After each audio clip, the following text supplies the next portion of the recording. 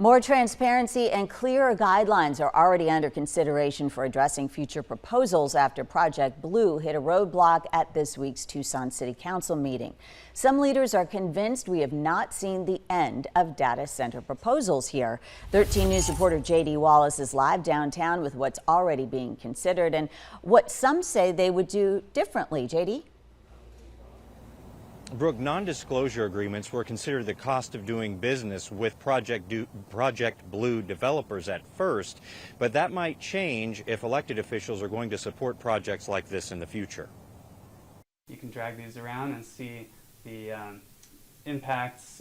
Working in artificial intelligence, Ed Hendel appreciates the need for data centers, just not here. I'm excited to see that the city of Tucson is, going to embrace responsible growth in the AI era. We potentially could have gotten more than what the developer was offering, and it could have been really good, but we'll never know. Local restaurant owner Josh Jacobson points to the information sessions and city council study session about Project Blue, where the opposition made its voice heard, sometimes over the information being presented. The process got off to a bad start. Just kind of the secrecy involved. The public trust kind of eroded rather rapidly. Maybe no NDA, or maybe shut off the NDA couple 3 months before you start going through like a government approval process, because it really messes it up for like us.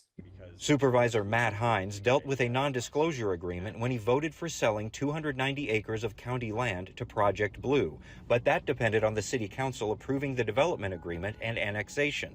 And by then, opponents made their position clear. They did not think the project could save more water than it used, nor that energy use would not burden the community, which Ward 2 council member Paul Cunningham says concerned him early in the discussion. But just because people were so enthusiastically against it doesn't mean that we don't welcome economic drivers and union job providers here to Tucson. This project is going to happen, possibly still in southern Arizona at some point. If so, the benefit to the community and protection of its resources will likely be scrutinized by those who have made it clear they don't mind raising their voice to make their opinion known. What we have learned moving forward is that apparently if you get a large enough crowd of people to show up and scream and use profanities, that you can shut down a public hearing. I think the community was rightfully outraged by this process, and I really hope that when future data centers come knocking, we are, standing up for ourselves and better prepared. The city will be considering an ordinance for large water users as soon as its next meeting in less than 2 weeks.